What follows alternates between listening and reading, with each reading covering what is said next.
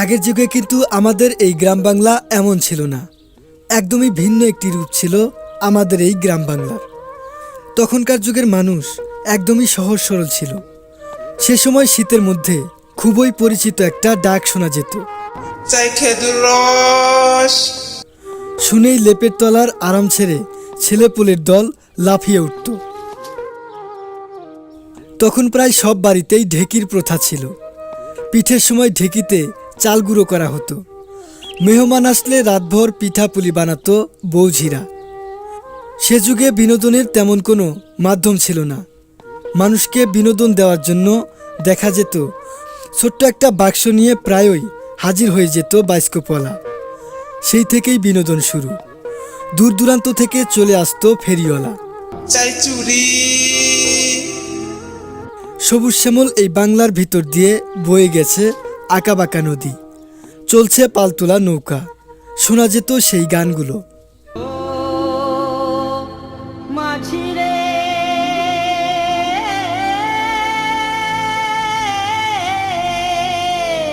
এখন যেমন আমরা খুচরো পয়সা বলতে বুঝি 1 টাকা, 5 টাকা, 10 টাকা। আগে কিন্তু পয়সা বা মুদ্রার প্রচলন থাকলেও দৈনন্দিন কাজে বিনিময়ের মাধ্যম ছিল কড়ি। বাজারে স্থানে স্থানে ধুবড়ি বা বোরা পেতে লোকে বসত। সেই ধুবড়ি বা বোরার উপরই কড়ি রাখা থাকতো। যারা বাজার করতে যেত তারা 1 পয়সার 2 পয়সার কড়ি ভাঙিয়ে নিত। সেই সময় 1 পয়সায় 20টি কড়ি পাওয়া যেত।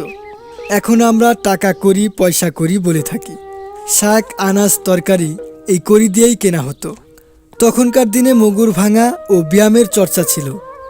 পালকি করে যাওয়া আসা অতি অল্প লোকেরই প্রথা ছিল। সাধারণ মানুষ হেঁটেই যাতায়াত করত।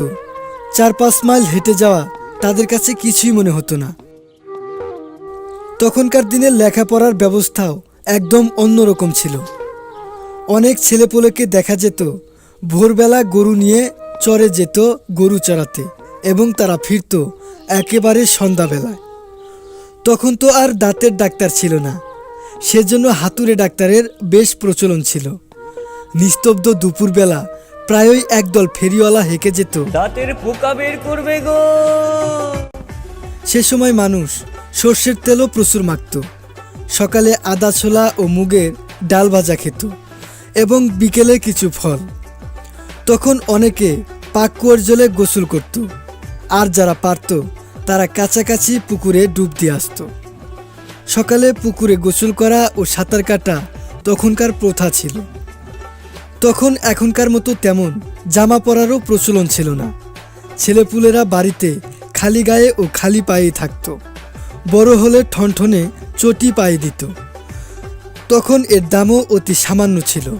ছোট চটি 6 আনা এবং বড় চটি 10 আনা। তখনকার দিনের লোকের শরীরের আয়তন এখনকার লোকের তুলনায় একটু বড় ছিল। অবশ্য মাঝে মাঝে সেই আয়তনের লোক এখনও দেখতে পাওয়া যায়। তখনকার দিনের অধিকাংশ মানুষই ভাত খেত। গ্রামের লোকেরা দিনে 2.5 পোয়া চাউলের ভাত খেত। রাত্রে আধসের চালের ভাত, সেই অনুযায়ী তরকারি। অনেক লোকের বাড়িতেই তখন গরু ছিল, সেজন্য দুধটাও পাওয়া যেত। না হলে গোয়ালাদের বাড়ি থেকে দুধ আসতো, সেও আবার সস্তা, 1 টাকায় 10 থেকে 16 সের। শীতকালে গ্রামে যখন প্রচুর শীত পড়ত, তখন রাতে শোবার আগে উনুন থেকে 1 মালসা আগুন নিয়ে ঘরে রাখা হতো। সমস্ত ছোট ছেলেরা এবং বুড়োরা সেই আগুন সেকে তারপরই লেপের ভিতর ঢুকত। এখন যেমন বিকেল হলেই আড্ডা জমে যায়, তখন কিন্তু এরকম ছিল না। তখনকার গ্রাম ছিল জঙ্গলে পরিপূর্ণ, এবং ততটা গাদাগাদি বাড়িঘর ছিল না। তখন প্রায় বেশিরভাগ ঘরই ছিল ছনের তৈরি। বর্তমানে প্রযুক্তি উন্নত হওয়ার কারণে ট্রাক্টর দিয়ে জমি চাষ করা হয়, কিন্তু তখনকার দিনে গরু মহিষ দিয়ে হাল চাষ করা হতো। কোথায় গেল সেই সোনালী অতীতগুলো? এখন শুধু সেগুলো অতীত।